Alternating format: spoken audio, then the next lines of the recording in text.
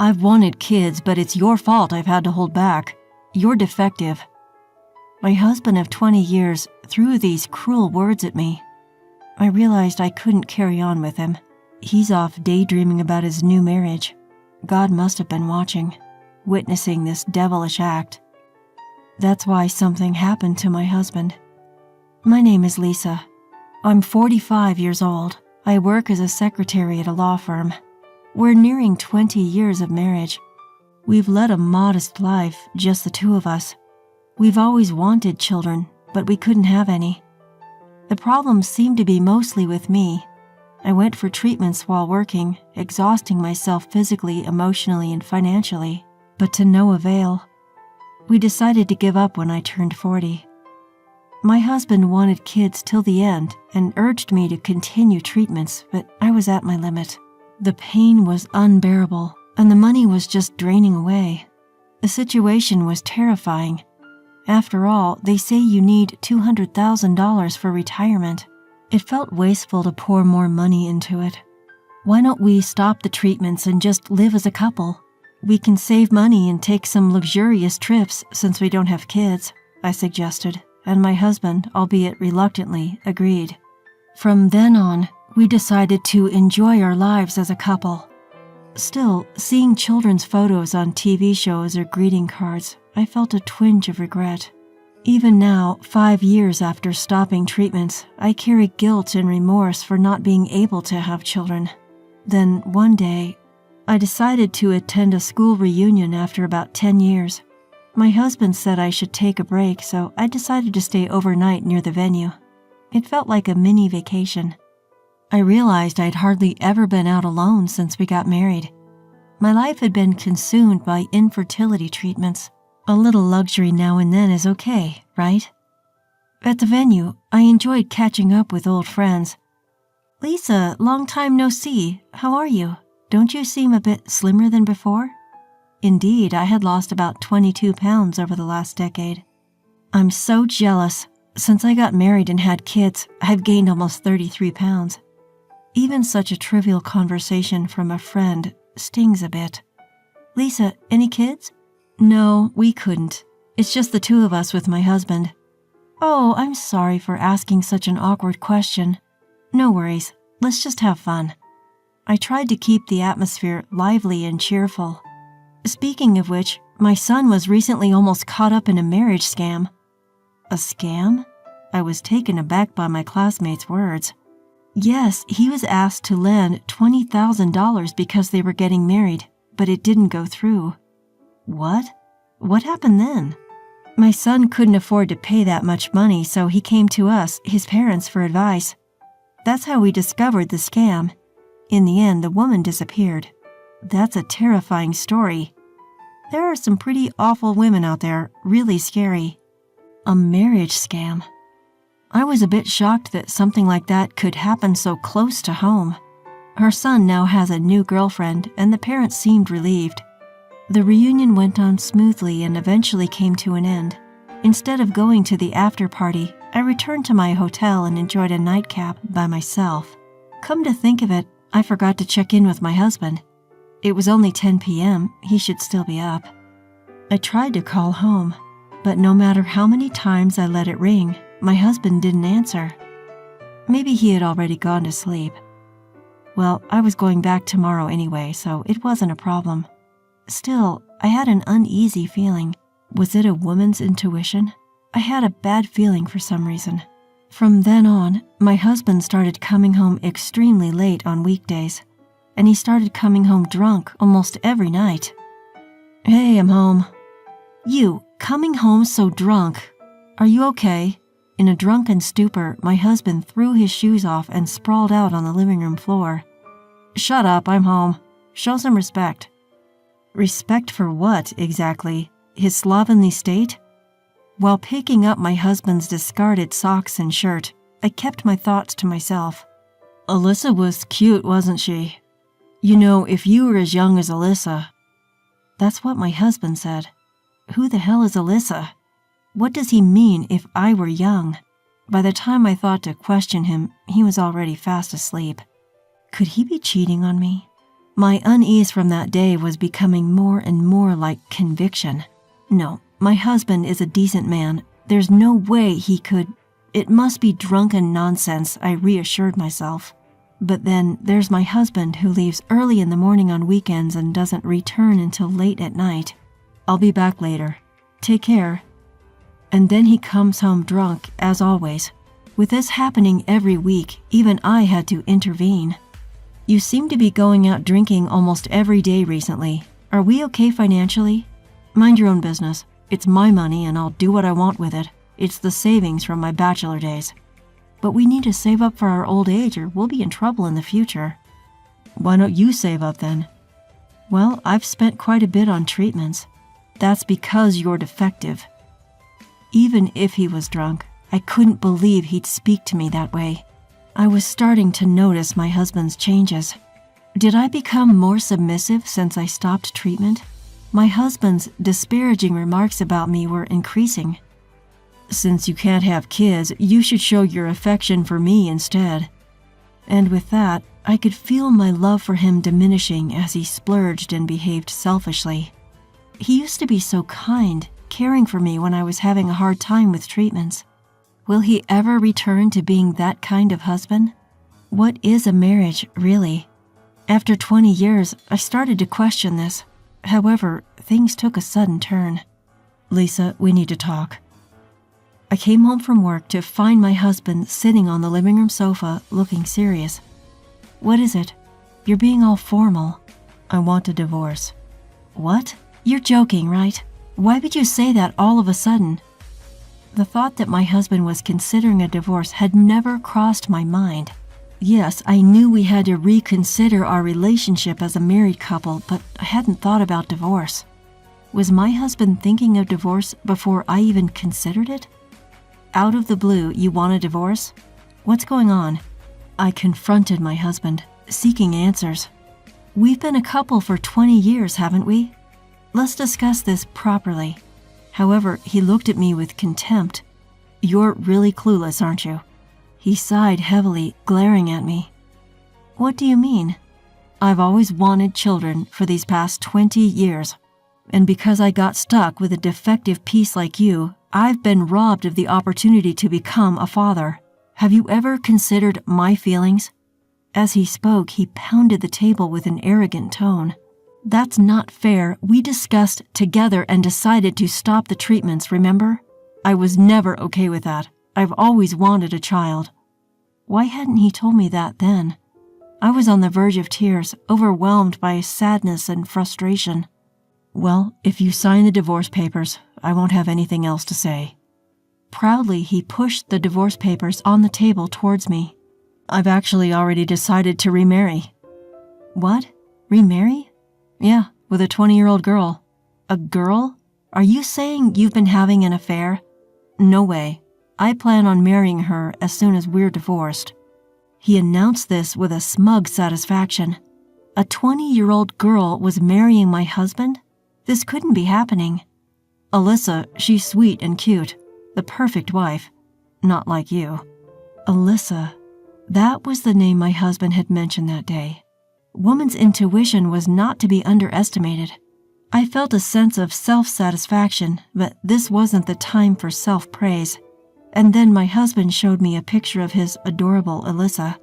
Upon taking a closer look, I nearly burst out laughing.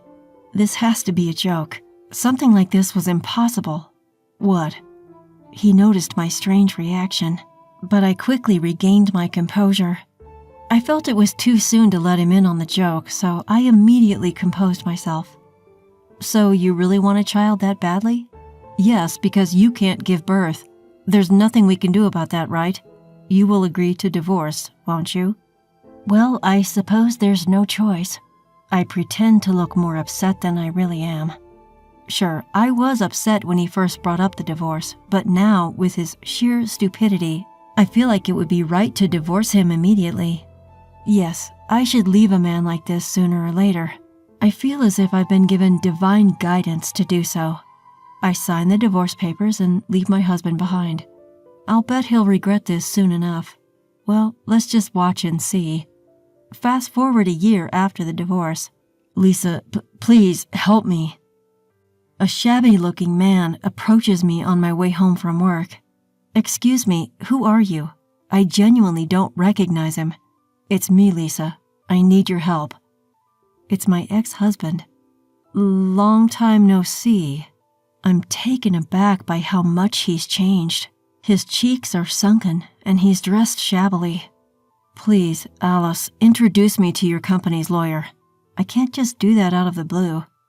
Apparently, my ex-husband is having money troubles. I could sort of tell from his appearance, but I never thought he would become a completely different person within a year. If it's your first time, consultation is free. Free? But if you want to hire them, you'll have to pay their fee. I don't have that kind of money. Please, help me. What on earth happened? I decided to listen to his story at a nearby cafe out of pity. Well, actually, before he could say another word, I cut him off. Did that girl, Alyssa, run off? How did you know? Just as I thought. When my ex-husband showed me a picture of a girl named Alyssa, it clicked. That girl looked exactly like the one who conned a classmate's son at a reunion. At that reunion, the classmate was saying, "I can't forgive that woman," and showed her picture around, warning everyone. I think her name was Sally and she was about 22. Well, her age and name are probably fake. It makes sense. The swindler wouldn't use her real name, of course. You knew about Alyssa, didn't you? Well, I guess you could say I knew, but what happened? When I asked my husband for the details, this was the story he gave. He met a woman named Alyssa about a year ago in a nightclub. My husband, who has always wanted children, seemed to have been venting such thoughts in his conversations with her. That's when Alyssa said, "I can have a child for you." The two gradually deepened their relationship after that. My husband would go to the club almost every weekday and would date Alyssa outside the club on weekends, then return to the club. In doing so, he ended up using $10,000 from his savings that he had accumulated when he was single. But Alyssa was so sweet. She never asked for expensive things even when we were outside the club. She was just happy drinking with me at the club. She was different from the stereotypical opportunistic club girls you often hear about. She didn't need designer goods or jewelry. She was satisfied if I was there drinking with her at the club. She was hardworking and sincere. We had agreed not to touch each other's savings from when we were single, so I never noticed anything. I thought it was his money and he could use it as he pleased. I had no idea he was spending that much. And then Alyssa showed her true colors. "I want to get married, but I have debts, so I need to repay them, and it's about $20,000. Then my husband promised to take on Alyssa's debt and transferred the money to her. They moved in together right after our divorce, but Alyssa continued her night work and rarely came home. And then she quit her job at the club and disappeared. Of course, she took all the money and ran. Just how foolish can he be? I started to feel pathetic for having been married to such a man for 20 years. Did you make a promissory note? A what? When I asked, my husband looked puzzled. You lent her money, didn't you? Didn't you get a note? We were going to be a couple, so I didn't do such a thing. Really? So doesn't it mean you just gave her the money? Is that so? In this case, it seems like you donated $20,000 to Alyssa out of goodwill. This woman must be a pro. In the case of donations, if the amount exceeds $11,000 in a year, gift tax is imposed. Depending on the case, the receiver might be taxed, so Alyssa just took $20,000 in cash and vanished. And she split the money into 2 parts across 2 different years. That way, she wouldn't exceed the $11,000 limit and could avoid taxes. The reason my husband thought she was a good girl who never asked for material gifts was because she knew the law well. So what should I do? I don't know, maybe consult a lawyer? It'll cost you, though. Upon hearing that, my husband's shoulders slumped. I've used up all my savings from my single days. The woman I loved ran away from me. I can't tell the company that the marriage is off after I've already told them about remarrying. I boasted about getting a younger wife. Isn't that his own doing? Although I thought that, seeing his pitiful situation, I couldn't say anything. Lisa, it's my fault. Please, come back to me. I realized after you were gone, you were the only one who cared about me. I don't need kids anymore. I'll let you do as you like. You must have been lonely too, right? Does my husband still misunderstand that I still love him? That matter ended half a year ago in my mind, so I confronted him with reality. You know, it's been a year. What's with this sudden change of heart? Isn't it a little too late now? Lisa, are you going to abandon me? Well, it was you who pushed for our divorce in the first place, remember? Lisa, you're the only one I can rely on. My ex-husband looked utterly exhausted. I decided to show him a little mercy. All right then, shall I call up a lawyer friend of mine? Lisa, thank you. I knew I could count on you. With tears welling up in his eyes, my ex-husband seemed genuinely grateful. And the one who came to the coffee shop was Mr. Johnson, the lawyer from my company. John, over here. Lisa, who's this? He's an acquaintance. Seems he's in a bit of a bind. Is that so? Nice to meet you. The name's Johnson. My ex-husband seemed somewhat perplexed by our overly familiar demeanor. You see, we've been dating for the past 6 months. Now what was it you needed advice on? As I finished speaking, my ex-husband looked as if he was in a daze. No, well, I think that'll be it for today. Suddenly snapping back to reality, my ex-husband hurriedly left the coffee shop. In the end, he couldn't afford to hire a lawyer and resigned himself to his fate. Rumor has it that his company has been abuzz with talk of his unfortunate situation, left by his soon-to-be wife, ignored by his ex-wife. It's a small world. Who would have thought that one of his colleagues was at the same coffee shop, overhearing the entire conversation from start to finish? I heard through the grapevine that he's frantically trying to find a new partner, terrified of facing old age alone. Who was that guy? When Mr. Johnson asked me about it later, I told him the whole story. I'm sorry for involving you in all this. The truth is... I see. You've had quite the ordeal, Lisa. The part about me dating Mr. Johnson was a complete lie. I had asked him to play along with the charade. Sorry for all the trouble. No worries, Lisa. I'm glad I could be of help. By the way, do you have any plans after this? Excuse me? How about grabbing something to eat if you'd like? Caught off guard by this unexpected turn of events, I was a little flustered. A fresh start in my mid-40s. This isn't such a bad beginning. Yes, I'd love to. I was certain a fun-filled future was awaiting me. I couldn't shake off this feeling.